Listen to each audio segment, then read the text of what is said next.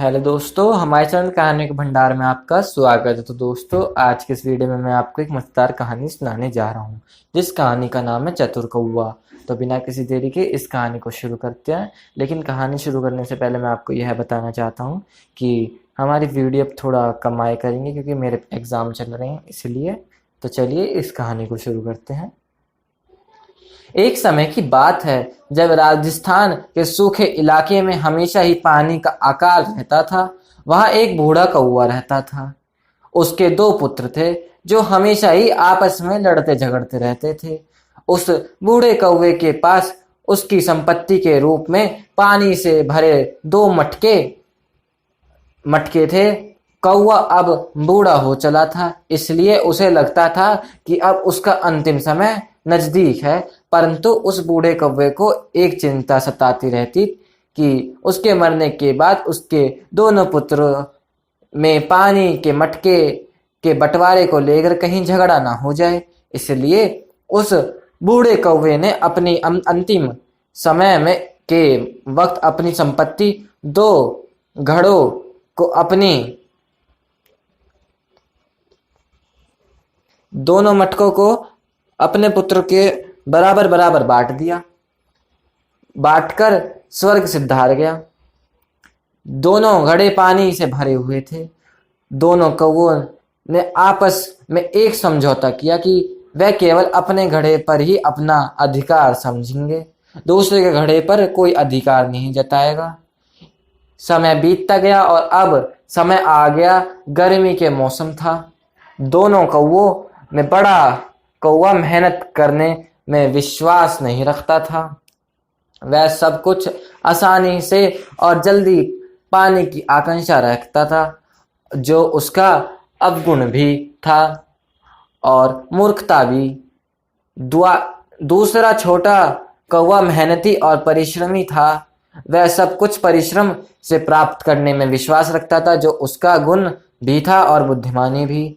गर्मियों के दिन शुरू हुए और दोनों कौवों को प्यास सताने लगी। दोनों कौवों अपनी प्यास बुझाने के लिए अपने अपने घड़े के पानी का इस्तेमाल करने लगे।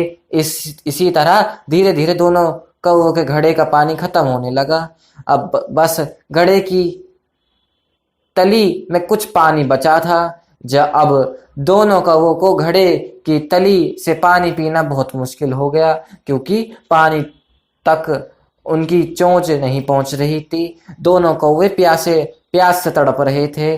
तभी दोनों कौवों के दिमाग में पानी पीने के लिए एक युक्ति आई, और वह युक्ति क्या थी, आइए देखते हैं। बड़े कौवे के दिमाग में यह विचार आया कि क्यों ना वह अपनी चोंच को तेज धार बना ले और फिर उस नुकीली चोंच से घड़े की तली में छेद कर दे और उस छेद से पानी पी ले। उस बड़े कौवे ने ऐसा ही किया।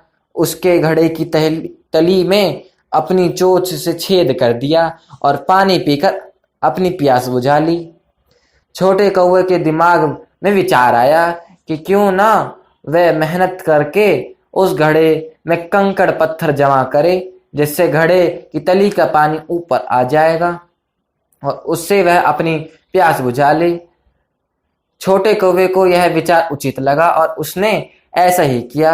मेहनत करते करते उसने मेहनत कर के घड़े में कंकड़ पत्थर जमा किए, जिससे घड़े की तली का पानी ऊपर आ गया और उसने घड़े से पानी पी लिया। और इस तरह उस छोटे कौवे ने अपना घड़ा सुरक्षित भी रखा। बड़ा कौवा छोटे कौवे को मेहनत करता देखकर उसकी हंसी उड़ा रहा था।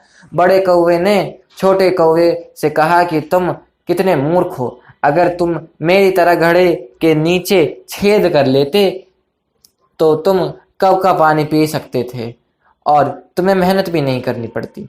छोटे कौवे ने मुस्कुरा कर कहा, हाँ ठीक है, यह तो वक्त ही बताएगा कि मूर्ख कौन है। अगले दिन जब कौवे को प्यास लगी तो वह दोनों अपने अपने घड़े के पास पानी पीने के लिए आए।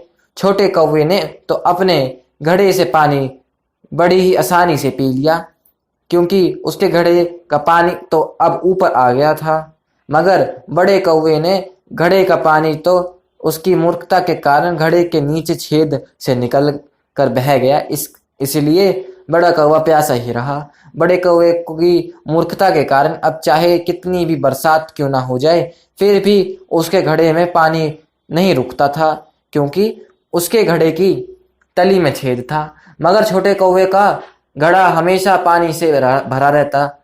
हल्की फुल्की बरसात से ही उसके घड़े में पानी जमा हो जाता था, क्योंकि उसने अपने घड़े में कंकड़ पत्थर जो जमा कर रखे थे। अब छोटे कौवे ने बड़े कौवे से पूछा कि अब बताओ मूर्ख कौन है, मैं या तुम? बड़ा केवल लज्जा से भर गया और उसने छोटे कौवे से माफी मांगी और उसकी बुद्धिमानी और मेहनत की प्रशंसा भी की। तो दोस्तों, अगर आपको हमारी यह कहानी अच्छी लगी हो तो प्लीज़ हमारे चैनल को लाइक करें, सब्सक्राइब करें और शेयर करें। राधे राधे दोस्तों।